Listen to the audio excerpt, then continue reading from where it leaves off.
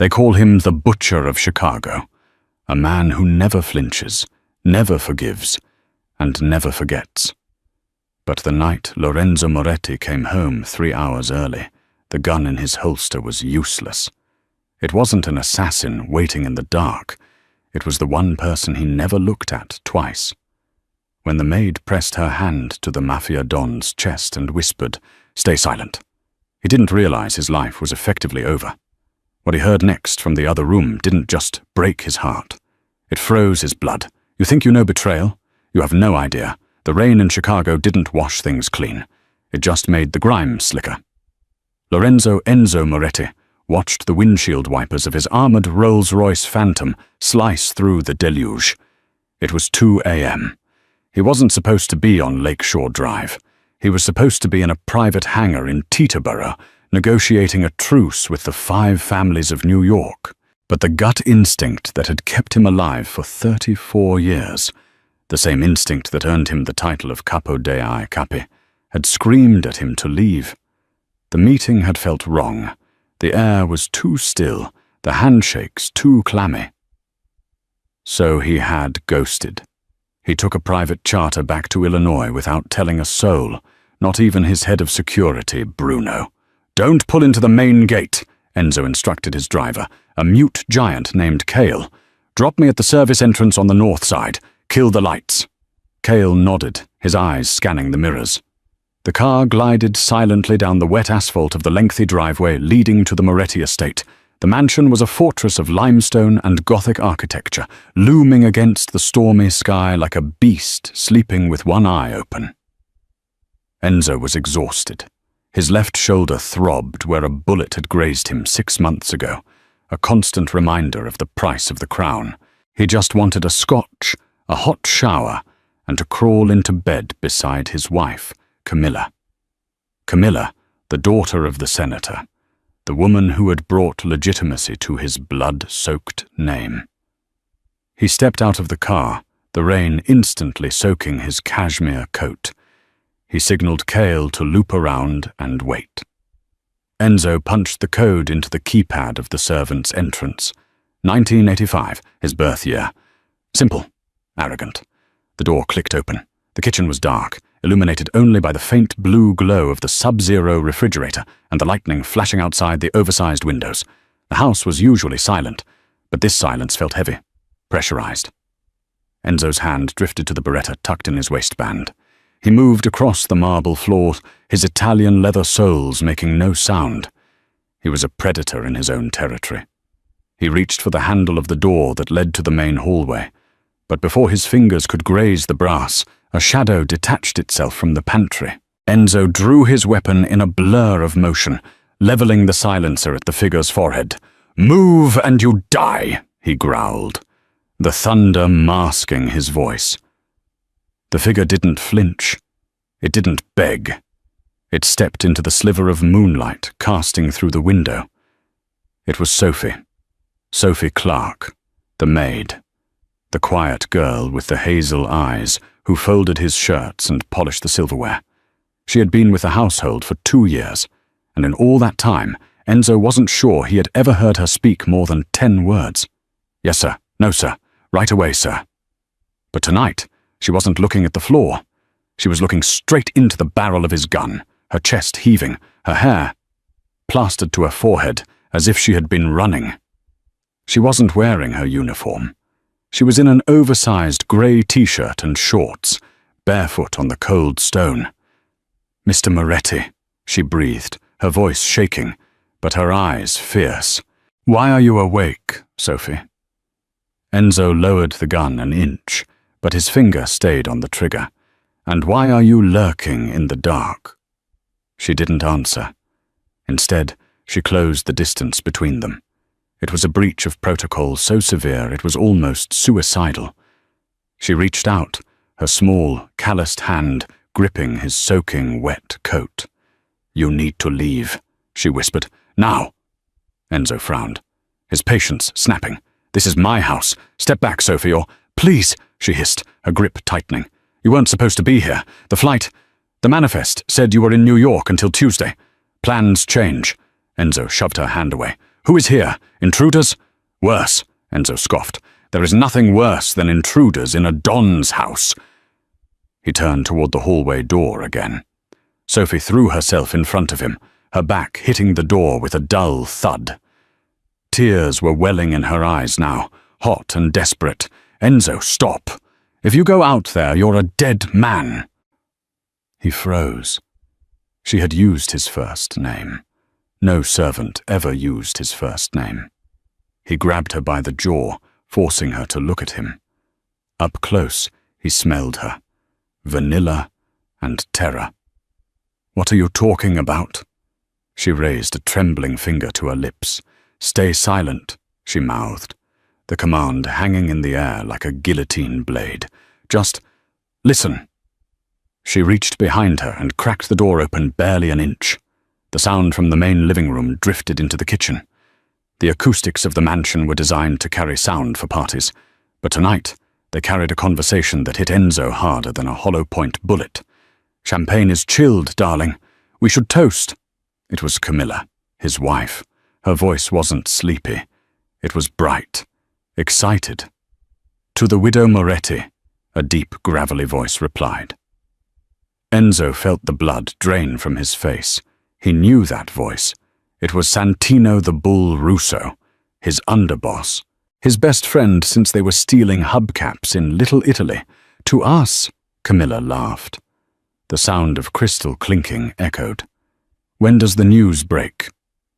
The plane went down over the Atlantic 20 minutes ago, Santino said, the sound of a cigar being cut punctuating his sentence. Mechanical failure. Tragic. The bodies will likely never be recovered. Enzo stood frozen in the dark kitchen, the cold rain on his skin suddenly feeling like ice. They hadn't just planned a coup. They had rigged his private jet. If he hadn't taken the charter, he would be debris floating in the ocean right now. He looked down at Sophie. She wasn't crying anymore. She was watching him, her eyes dark pools of understanding. She had saved his life. But why? The realization hit Enzo with the force of a physical blow, staggering him back a step. He looked at the Beretta in his hand. It felt heavy, clumsy. He had enough rounds to kill them both. He should kill them both. Burst through the doors, put 2 in Santino's chest and 1 in Camilla's treacherous heart. He took a step forward, rage blinding him. Sophie's hand clamped over his wrist. Her grip was surprisingly strong. No, she whispered, her voice barely audible over the hum of the refrigerator. Enzo looked at her with wild eyes. Get off me! I'm going to slaughter them! And then what? Sophie challenged, her whisper sharp as a razor. Santino has 4 men stationed at the front gate, 2 in the garden. He didn't come alone. You kill them, his security team comes in and turns you into Swiss cheese before you can reload. You're declared dead, Enzo. The family trusts Santino. If you appear now, without backup, he'll spin it. He'll say you went mad. He'll kill you and claim self-defense. Enzo grit his teeth, the muscles in his jaw jumping. She was right. Strategically, she was absolutely right. He was outnumbered, exhausted, and officially dead. The element of surprise was his only weapon, but it was a single-shot weapon. How do you know about the security? Enzo asked, his eyes narrowing. I served them coffee, Sophie said simply, before I came down here to hide. They think I left for the night. Why didn't you leave? Sophie looked down, a flush rising on her cheeks that the darkness mostly hid. I forgot my book. I came back. I heard them talking. I heard the plan. And you waited for me? I waited to warn you, or to mourn you. Something shifted in Enzo's chest, a strange warmth in the middle of the freezing cold reality of his life collapsing.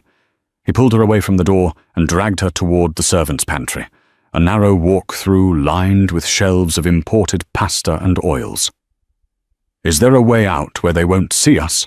Enzo asked, holstering his gun. He needed to think. He needed a war room, not a kitchen. The laundry chute, Sophie said. It drops to the basement. There's a storm tunnel that leads to the boathouse. Enzo looked at her, impressed. I didn't even know the storm tunnel was accessible." "You own the house, Mr. Moretti," she said, a dry wit surfacing despite the danger. "You don't clean it." "Enzo," he corrected her. "If we survive this, you call me Enzo." "If," she emphasized. They moved toward the laundry room adjacent to the kitchen. Every creak of the floorboards sounded like a gunshot to Enzo's ears. He could still hear the murmur of voices from the living room, Camilla's laugh, a sound he used to love, now sounding like the cackle of a witch. "What about the accounts?" Camilla was asking. Enzo paused, signaling Sophie to stop. He needed to hear this. "Already transferred," Santino replied. "The Cayman hold is unlocked with his biometric data. Or rather, the copy of it you so kindly acquired while he slept." Enzo instinctively touched his thumb. Camilla, the nights she had held his hand while he slept, the times she had cleaned his phone. She had been harvesting his digital life piece by piece. "And the maid?" Santino asked. Enzo's blood ran cold. He looked at Sophie. She went rigid. "Sophie?" Camilla sighed, sounding bored. "She's a nobody, a stray. She has no family, no history. I fired her an hour ago. Told her to take the night off and not come back until Monday. She's probably halfway to the bus station." "Good," Santino grunted. "Loose ends are messy. If she comes back, deal with her." "With pleasure. She's too pretty for her own good anyway. I've seen the way Enzo looks at her when he thinks no one is watching." Enzo blinked. He looked at Sophie. She was staring at the floor, shame radiating off her. Had he looked at her? He thought he had been discreet. He thought he was just appreciating efficiency. But perhaps, in the lonely vacuum of his marriage, his eyes had lingered on the only softness in his life. "We have to go," Sophie whispered, tugging his sleeve. "Now." Enzo nodded. They slipped into the laundry room. He opened the chute, a metal square in the wall. It was a tight fit. "Ladies first," he muttered. Sophie didn't hesitate. She grabbed the edges and slid feet first into the darkness. A soft thud echoed seconds later. Enzo followed, the metal scraping against his tailored suit, plunging him into the abyss of his own basement. He landed on a pile of linens. The basement smelled of detergent and damp earth. Sophie was already at the heavy iron door of the storm tunnel, wrestling with the rusted wheel mechanism. "It's stuck," she grunted, straining. Enzo moved her aside. "Let me." He gripped the wheel. His shoulder screamed in protest, the old wound flaring up, but he channeled his rage into his grip. With a metallic screech that sounded dangerously loud, the wheel turned. The door groaned open, revealing a black tunnel that smelled of lake water and rot. "Go," Enzo commanded. As Sophie stepped into the tunnel, the lights in the basement suddenly flickered on. "Hey!" a voice shouted from the top of the stairs. Enzo spun around, drawing his gun. At the top of the basement stairs stood Marco, one of Santino's enforcers. A massive man holding a submachine gun. Marco's eyes went wide. He was staring at a ghost. "Boss?" Enzo didn't hesitate. He didn't offer an explanation. He double-tapped the trigger. Foot! The silencer did its job. Marco crumpled, tumbling down the wooden stairs, landing in a heap at Enzo's feet. "Move!" Enzo roared, shoving Sophie into the tunnel and slamming the iron door shut behind them. He spun the wheel, locking it just as bullets began to ping against the metal from the other side. They were in the dark, trapped in a tunnel underneath the estate. And the hunt had just begun. "Where does this come out?" Enzo asked, his voice echoing in the damp space. He pulled out his phone. No signal. "The boathouse," Sophie said, her voice trembling again. "But Enzo, there's something you need to know about the boathouse." "What?" he snapped, using the light of his phone to illuminate the path. "That's where I live," she said. "The servants' quarters in the main house had mold. You didn't know. So I moved into the loft above the boathouse 3 months ago." So, she swallowed hard. "That's where I keep it." "Keep what?" She looked him dead in the eye, the blue light of the phone casting long shadows on her face. "The leverage, The files. Enzo stopped walking. What files, Sophie? I'm not just a maid, Enzo, she confessed, the echo of the gunshot still ringing in their ears. My real name is Sofia Valenti, and my father was the man you killed to take the throne. Enzo froze. The Valenti family. The war of 2018. He had wiped them out. I came here to kill you, she said, tears streaming down her face. I spent 2 years waiting for the perfect moment to poison your scotch or slit your throat while you slept. Enzo raised the gun slowly, aiming it at her chest. Give me one reason why I shouldn't finish your father's legacy right now. Because, Sophie stepped towards the gun, her chest touching the silencer. Because somewhere along the way, I stopped hating you, and I started seeing them, Camilla and Santino. They are the ones who sold my father out to you. I have the proof in the boathouse. I have the recordings. I have everything. Enzo stared at her. The twists were coming too fast. His wife was a traitor. His best friend was a usurper. And the maid who just saved his life was the daughter of his greatest enemy. Show me. Enzo lowered the gun. But if you cross me, Sophia, I will burn this city to the ground with you in it. I know, she whispered. I'm counting on it. The tunnel was a claustrophobic nightmare of dripping water and scurrying rats. Enzo moved with the efficiency of a soldier, but his mind was a storm. Sofia Valenti, the daughter of Carlo Valenti, the man Enzo had shot in a warehouse in 2018 to end the 3-year war.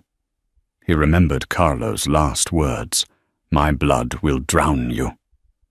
He hadn't realized Carlo meant it quite so literally. They reached the end of the tunnel, a heavy wooden trapdoor that pushed up into the floor of the boathouse. Enzo shoved it open, emerging into the cool, musty air of the boat storage. A sleek mahogany Riva Aquarama bobbed in the water slip, but Sophie bypassed it, scrambling up a ladder to the loft. Enzo followed, gun drawn, sweeping the room. It was a small space, humble but warm. Books were stacked everywhere. A small cot, and hidden beneath a loose floorboard under the bed, a metal lockbox. Sophie pulled it out, her hands shaking as she keyed in a combination. She pulled out a stack of yellowing papers and a USB drive. Here, she said, shoving them at Enzo. Look at the dates. Enzo scanned the papers in the dim light coming off the lake. Bank transfers, call logs. 2018, Enzo muttered. Before the war ended. Santino was feeding my father your locations, Sophie said, her voice hollow. He wanted you dead back then so he could take over. But you were too good. You survived every ambush. So Santino switched sides, sold my father out to you to gain your trust, and played the long game. And Camilla? Camilla was the broker. She was sleeping with Santino before she ever met you. She married you to keep you distracted while they siphoned your accounts. Enzo felt a bile rise in his throat. His entire marriage, his best friendship. It was all a theatre production. He looked at Sophie. Why didn't you use this to destroy me? I told you, she said, meeting his gaze.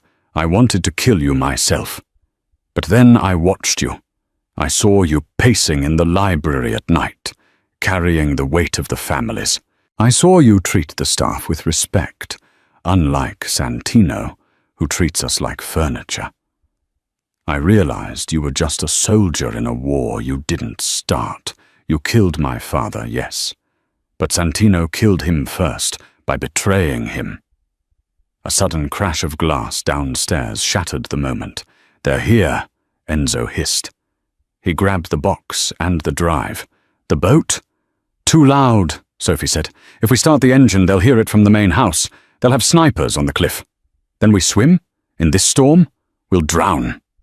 Sophie's eyes darted around the room. The jet skis, under the tarp. Enzo looked over the railing. 2 black jet skis sat on the dock. They were faster, lower profile, but exposed. Can you ride? Enzo asked. I grew up in Sicily, Enzo. I could ride before I could walk. Good. Take the lead. We head south, towards the Navy Pier lights, then cut hard into the industrial canal. Do not stop. Do not look back. They scrambled down the ladder, Enzo helped her push the first ski into the water. As he pushed the second one in, the boathouse door burst open. 3 men in tactical gear poured in. Enzo didn't hesitate. He fired 3 shots. Bam, bam, bam! 2 men went down.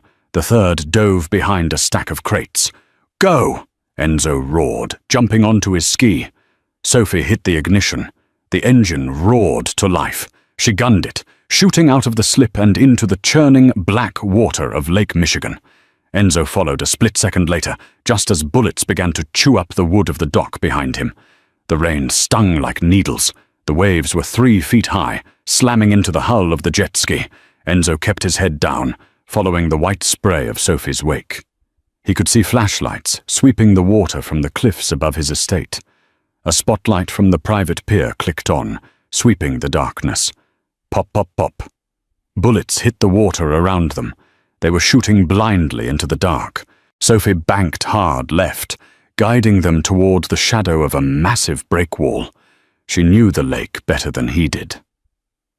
She navigated the treacherous currents with a fearlessness that made Enzo's heart hammer against his ribs, not from fear, but from adrenaline. They rowed for 20 minutes, the cold seeping into their bones, until the lights of the Moretti estate were just a faint glow on the horizon. They slowed down as they entered the murky waters of the industrial canal, an area lined with rusted factories and abandoned warehouses. They killed the engines and drifted under a rotting wooden pier. Enzo sat there for a moment, chest heaving, water dripping from his nose. He looked at Sophie. She was shivering violently, her grey t-shirt soaked and clinging to her skin, her teeth chattering. He maneuvered his ski next to hers and reached out, grabbing her hand. It was ice cold. "We're alive," he said, his voice rough. Sophie looked at him, mascara running down her cheeks, hair wild. She looked like a drowned rat. And yet Enzo thought she looked more regal than Camilla ever had in diamonds. "Now what?" she asked through chattering teeth. "You're dead to the world. You have no money, no soldiers, and the clothes on your back." Enzo squeezed her hand. A dark, terrifying smile spread across his face, the smile that had made him the Don. "Now," he said, "now we go to hell, and we recruit the devil." The safe house wasn't a house.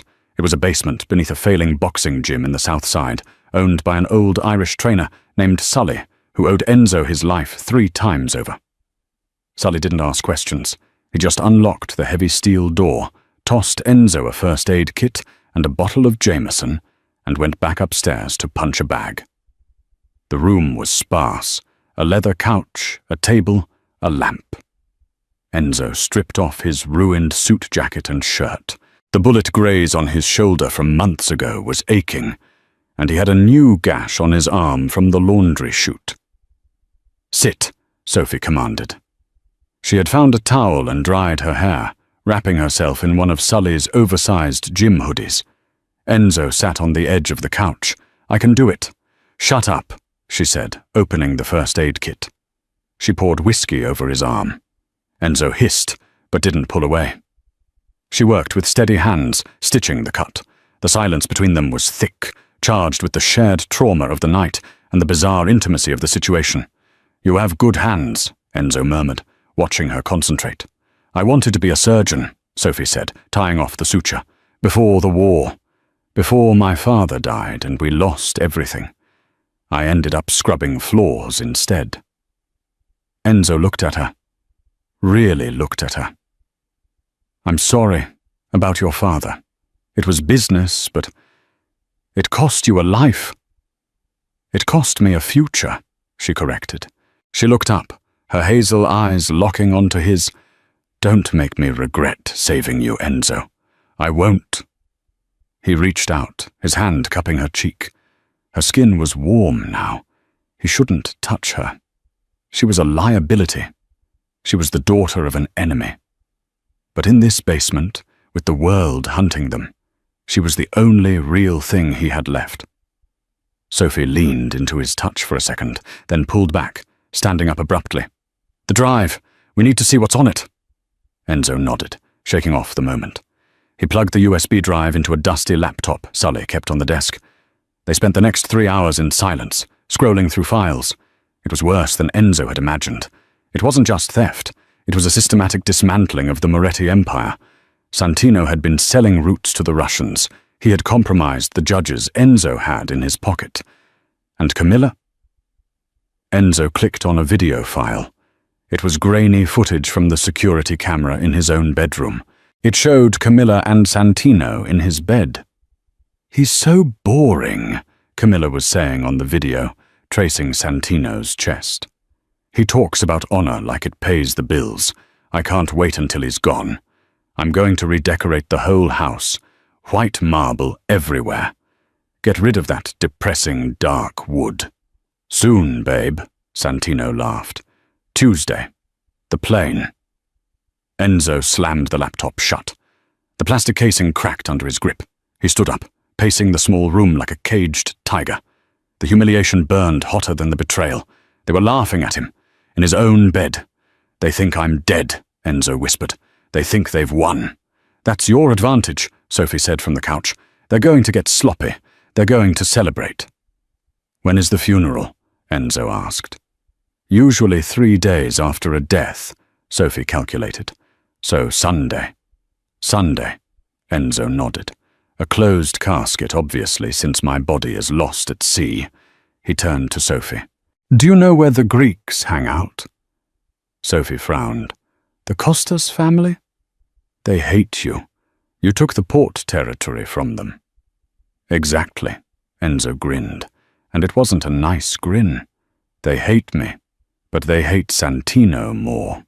Santino promised them the ports back, didn't he? In those emails?" "Yes," Sophie nodded, understanding dawning on her. "He promised to return the territory once he took over." "But Santino is a liar," Enzo said. "He already sold the ports to the Russians. We saw the contract. So if you show the Greeks that Santino double-crossed them, then I don't need an army," Enzo finished. "I just need to light a match." The meeting took place in the back of a Greek diner at 4 a.m. Enzo walked in alone. He was wearing borrowed clothes, jeans and a black leather jacket from Sully. He looked less like a don and more like a street brawler. Nikos Kostas, the head of the Greek mob, sat in a booth eating souvlaki. He was a massive man with a beard like steel wool. 4 armed guards stood around him. When Enzo walked in, the guards drew their weapons instantly. "Easy," Enzo said, raising his hands. "I'm just here for breakfast." Nikos stared at him, his fork freezing halfway to his mouth. "Moretti, you're dead. I saw the news. Plane crash." "I got better," Enzo deadpanned. He slid into the booth opposite Nikos. "Give me one reason not to put a bullet in your head right now," Nikos growled, signaling his men to hold fire but keep aim. "Because I'm the only one who can stop you from losing $10 million, Enzo said. He tossed the USB drive onto the table. "Santino Russo, he promised you the ports back if you supported his coup, right?" Nikos narrowed his eyes. "Maybe." "He sold them to the Volkov brothers yesterday." Enzo lied smoothly. Well, half lied. The deal was pending, but Nikos didn't need to know that. "Check the files. Folder marked Port Authority." Nikos signaled one of his men to bring a tablet. He plugged the drive in. As he scrolled, his face turned a shade of purple that matched the onions on his plate. "That Malaka!" Nikos spat, slamming his fist on the table. "He swore on his mother." "Santino has no mother," Enzo said. "He was spawned in a sewer." Enzo leaned forward. "Here is the deal, Nikos. I'm dead. I'm staying dead until Sunday. On Sunday, at my funeral, all the heads of the 5 families will be there. Santino will be there, accepting the crown. And I want you to lend me 10 of your best men, not to kill him, just to secure the perimeter. I want to walk in there alone, but I need to know that when I do, his guards outside won't rush in to save him." "And what do I get?" Nikos asked, wiping his mouth. "You get the ports," Enzo said. "For real this time. And you get the pleasure of watching Santino Russo beg." Nikos looked at Enzo for a long moment. Then he laughed, a booming sound that shook the diner. "You got balls, Moretti. I always said that. Crazy, but balls." "Anan." Nikos extended a greasy hand. "We have a deal." Enzo shook it. He walked out of the diner into the pre-dawn light. Sophie was waiting in Sully's beat-up Ford Taurus around the corner. "Well?" she asked as he got in. "We're in business," Enzo said. He looked at her. She looked exhausted, dark circles under her eyes, but she was still there, still with him. "You should go, Sophie," he said quietly. "Take the car. Drive to Canada. I have an account there I can give you access to. Start over." "No," she said, putting the car in gear. "Why? This gets dangerous now. Bullets are going to fly." "I'm not leaving you, Enzo." "Why?" She looked at him, and the rawness in her eyes took his breath away. "Because you're the first person in my life who didn't lie to me. And because I want to see the look on Camilla's face when you walk through that door." Enzo chuckled. A genuine sound. "You're vindictive, Sofia Valenti." "I learned from the best," she smirked.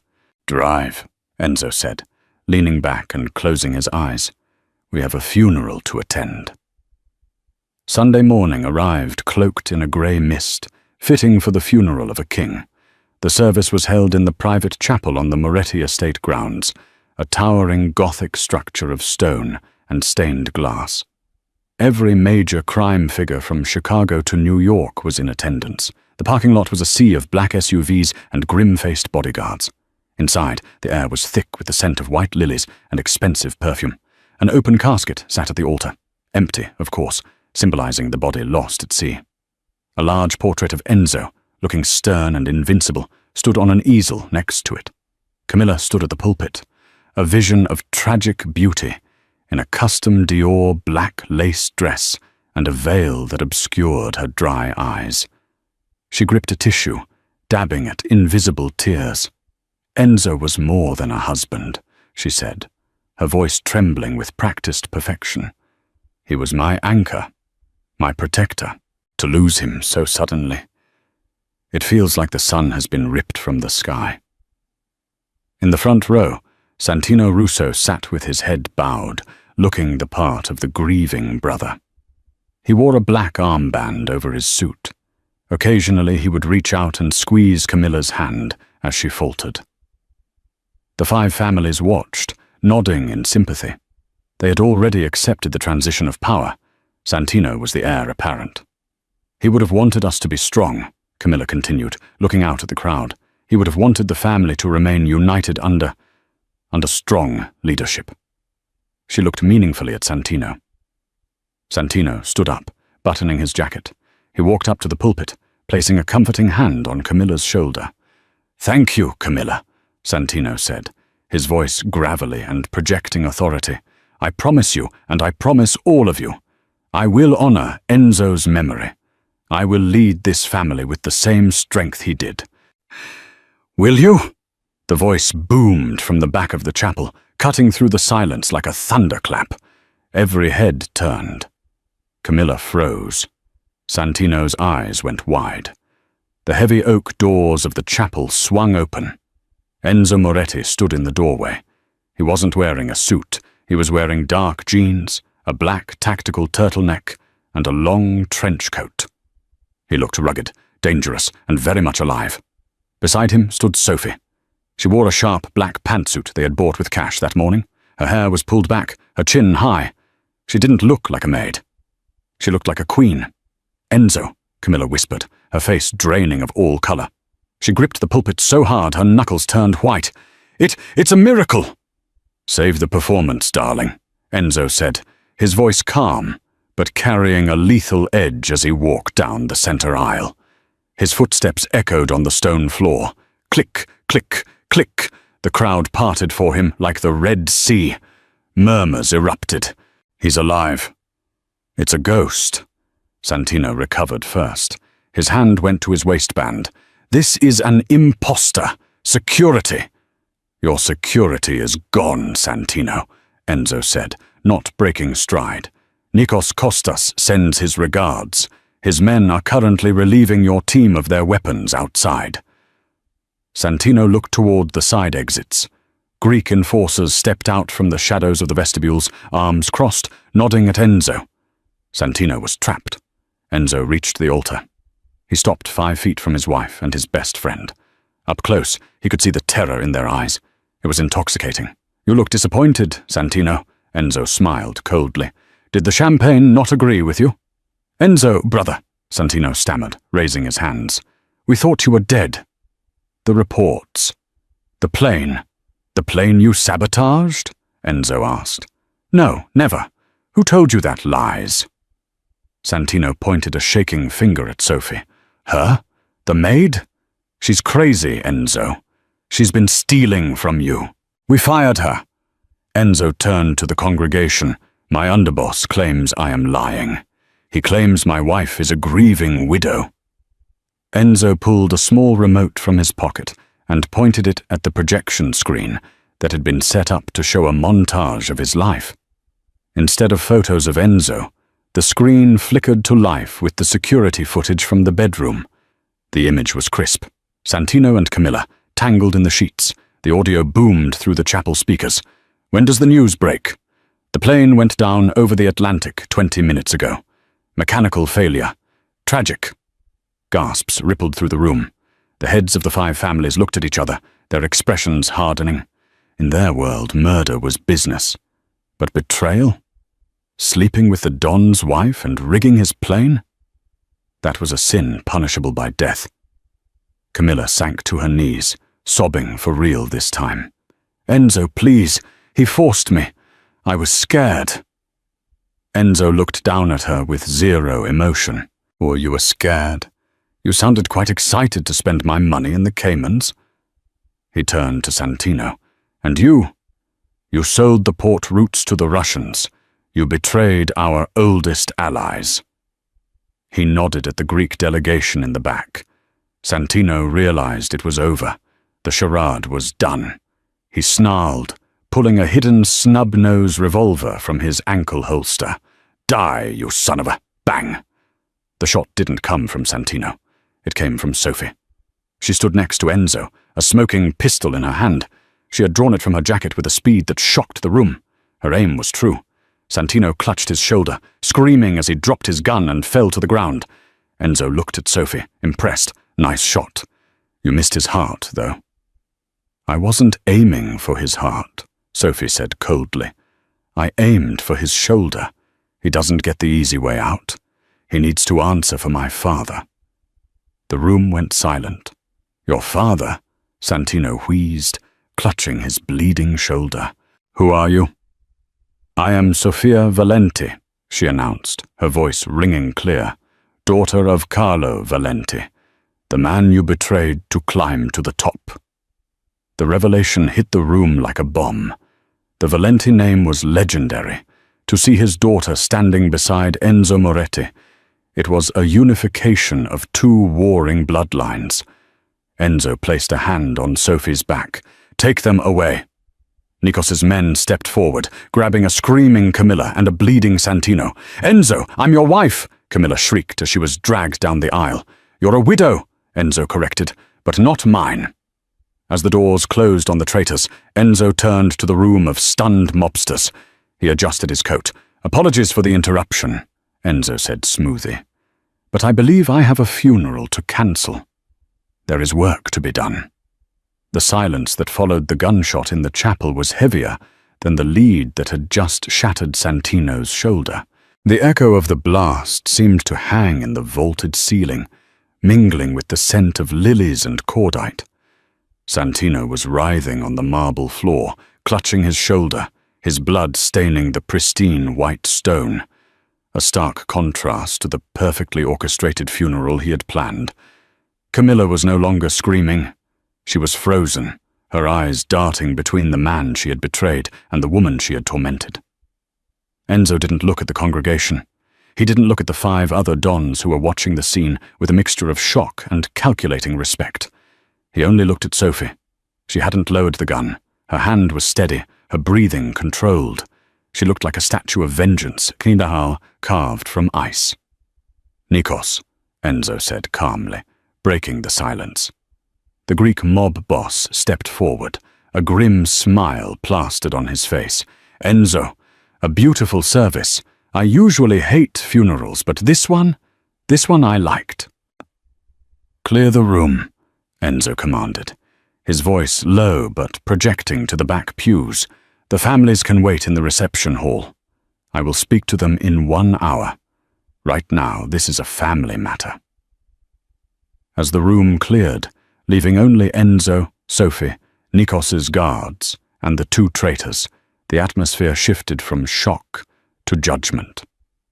Enzo walked over to Santino, who was gasping for air. He nudged his former best friend's leg with the toe of his boot. "Get him up," Enzo ordered. 2 of Nikos's men hauled Santino to his knees. Another 2 grabbed Camilla. She began to weep, a jagged, ugly sound that grated on Enzo's nerves. "Enzo, look at me," Camilla sobbed, the mascara running down her face, making her look like a tragic clown. "It was him! Santino threatened me. He said he would kill me if I didn't give him your codes. I did it for love, Enzo. I wanted to save myself, to be there for your memory." Enzo crouched down so he was eye level with her. He reached out and tucked a stray lock of hair behind her ear. The tenderness of the gesture made her sob harder, thinking she was forgiven. "You know, Camilla," Enzo said softly. "I almost believed you. But then I remembered the audio recording. You weren't crying when you talked about redecorating the house. You weren't scared when you laughed about my body rotting in the Atlantic." He stood up, his face hardening into stone. "You weren't a victim. You were an investor. You bet against me, and you lost." Enzo turned to Sophie. "What do you want to do with them?" Sophie holstered the gun.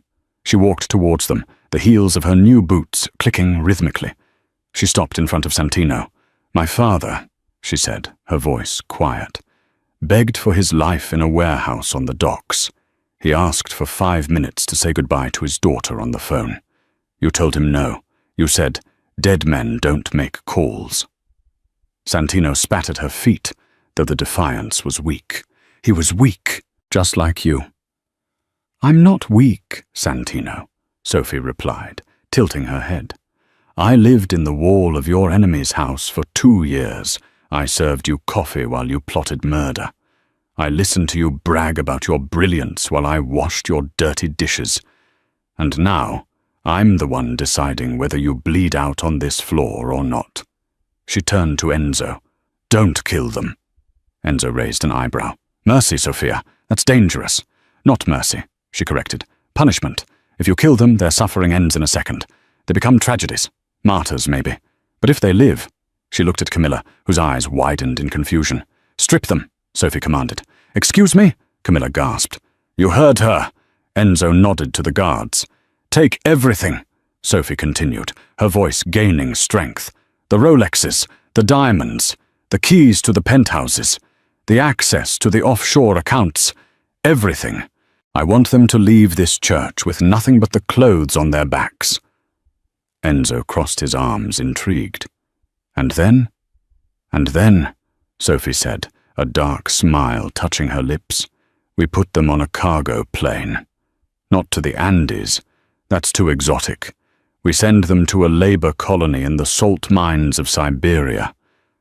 I have a contact there from the old days, a man who owes the Valenti family a favor. They need workers, unpaid, unacknowledged workers." Camilla screamed.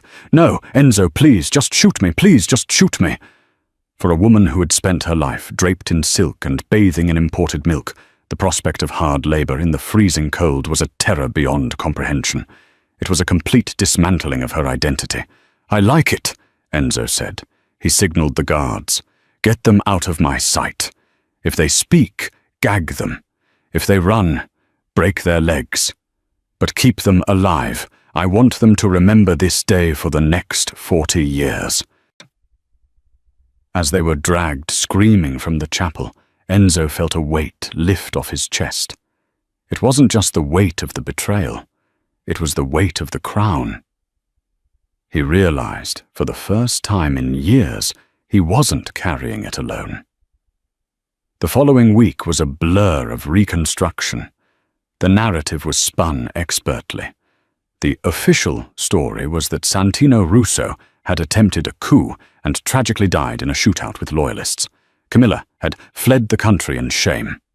The 5 families accepted this version of events because it maintained stability, and because Enzo offered them favorable rates on the new shipping routes he had secured with the Greeks. By Friday, the Moretti estate had returned to a semblance of normalcy. The bullet holes in the boathouse were patched. The staff, shaken but loyal, returned to their duties. But the silence in the house was different now. It wasn't the heavy, pressurized silence of secrets. It was the quiet of a fresh start. Enzo was in the library, the fire crackling in the hearth. He was pouring 2 glasses of a 1940 scotch, a bottle he had been saving for his 10th anniversary. But this occasion felt far more worthy. He heard the door open. Sophia stood there. She had traded the maid's uniform for a tailored cream blouse and charcoal trousers. She looked professional, sharp, and breathtakingly beautiful. But there was a suitcase in her hand. Enzo's hand froze mid-pour. He set the bottle down slowly. "Going somewhere?" he asked, his voice carefully neutral. Sophia walked into the room, leaving the suitcase by the door. "The account in Canada is active. I checked this morning. It's more money than I could spend in 3 lifetimes, Enzo." "Thank you." "You earned it," Enzo said. He picked up the glasses and walked over to her, handing her one. "So that's it? You take the money and run?" Sophia took the glass, swirling the amber liquid. She didn't meet his eyes. "It was the deal, wasn't it? I help you take back your life, and you give me a new one. I can finally be Sophia Valenti again. I can go to California or Europe. No one knows me there. I can just be a woman. Not a maid. Not a spy. Is that what you want?" Enzo asked, stepping closer. "To be just a woman?" Sophia looked up at him then, and the conflict in her hazel eyes was painful to witness. "I don't know," she whispered. "It's what I thought I wanted. For 2 years, while I scrubbed your floors, I dreamed of sitting in a cafe in Paris, reading books and never looking over my shoulder again. But, she took a sip of the scotch, the burn seeming to steel her resolve. "But this week, working the logistics with you, negotiating with Nikos, finding the leaks in the accounting, it felt electric. It felt like I was waking up after a long coma." Enzo took a step closer, invading her personal space. He smelled of tobacco and rain. "You have your father's mind, Sophia. Carlo was a brilliant strategist. He was just surrounded by snakes. You have his gift. To waste that in a cafe in Paris would be a tragedy." "And what is the alternative?" she challenged, her voice rising slightly.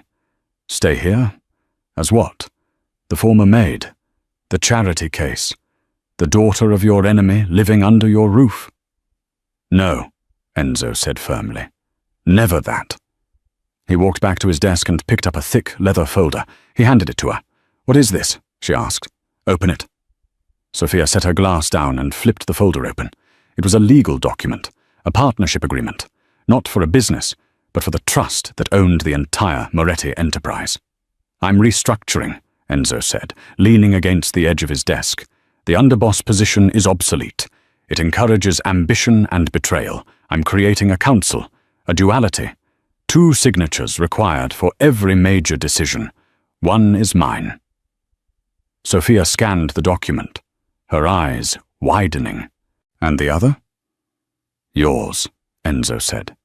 She dropped the folder on the desk, stepping back. "You're insane. The 5 families will never accept a woman, especially a Valenti. They'll revolt." "Let them try," Enzo shrugged, a dangerous glint in his eye. "They saw you in that church. They saw who pulled the trigger. They fear you, Sophia, and what they don't fear, they respect. Besides, with the Greeks backing us, we are untouchable." "Enzo, this is half your empire. It's an empire I wouldn't have without you," he countered. He closed the distance between them again, and this time he didn't stop until he was inches from her. He reached out, taking her hands, They were still rough, the calluses from the cleaning chemicals slowly fading, but still there. A map of her history. "I don't want a subordinate, Sophia," he said, his voice dropping to a rough whisper. "I've had subordinates. I've had a wife who smiled and nodded and plotted my death. I am tired of looking over my shoulder. I want to look beside me and see the only person who knows the truth." "The truth?" she breathed, her heart hammering against her ribs. "The truth that we are the same," Enzo said. "We are both ghosts who refuse to stay dead. We are both monsters made by this city, and we are both incredibly lonely." A tear slipped down Sophia's cheek. He was right. The adrenaline of the chase had masked it, but the loneliness was a gaping void she had carried since her father died. "I can't be your maid," she whispered, her voice trembling. "I won't be silent anymore." "I never want you to be silent," Enzo vowed. "Scream, fight, rule. Just do it here, with me." He leaned down, his forehead resting against hers. "Don't get on that plane, Sophia. Paris is boring, and the coffee there is overrated." A laugh bubbled up from her chest, a genuine, warm sound that broke the tension. She looked at him, really looked at him, and saw not the butcher, but the man who had sat in a basement with her and stitched her wounds. "Okay," she whispered. "Okay? I stay." Enzo let out a breath he felt like he'd been holding for a week. He kissed her then, a slow, searing kiss that tasted of scotch and promise. It wasn't the desperate, adrenaline-fueled kiss of the safe house. It was deliberate. It was a contract, signed in breath and skin. When they pulled apart, Enzo walked to the desk drawer and pulled out the velvet box. He pinned the Moretti Valenti crest to her blouse, right over her heart. "Welcome home, boss," he smiled. Sophia touched the pin, her fingers grazing the gold. She looked at the suitcase by the door, then back to the man standing in front of her. "One condition," she said, her eyes narrowing playfully, the sharp wit returning. "Name it." "The South Wing. I'm remodeling it. I hate the drapes." "Burn them," Enzo laughed. "Burn it all down if you want, as long as you build it back up with me." Sophia walked over to the suitcase, picked it up, and handed it to Enzo. "Make yourself useful, Enzo," she smirked, walking toward the door. "Take this upstairs. I have a meeting with the Port Authority in 20 minutes. We have a shipment to intercept." Enzo watched her walk away, the sway of her hips commanding the room, the hallway, the entire house. He chuckled, shaking his head as he picked up her bag. The maid was gone. The Queen had arrived, and for the first time in his life, the King was perfectly happy to take orders. And that's how the maid who was told to stay silent ended up silencing the entire underworld. Enzo and Sophia didn't just survive. They rewrote the rules of the game. It's a reminder that sometimes the most dangerous person in the room isn't the one holding the gun. It's the one pouring the coffee. Loyalty isn't about who has been with you the longest. It's about who stays when the storm hits. What did you think of Sophia's transformation? Did Santino and Camilla get what they deserved, or should Enzo have been harsher? Let me know your thoughts in the comments below. If you enjoyed this story of betrayal and revenge, please hit that like button. It really helps the channel.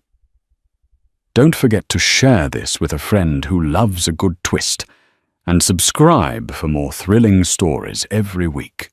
Thanks for listening.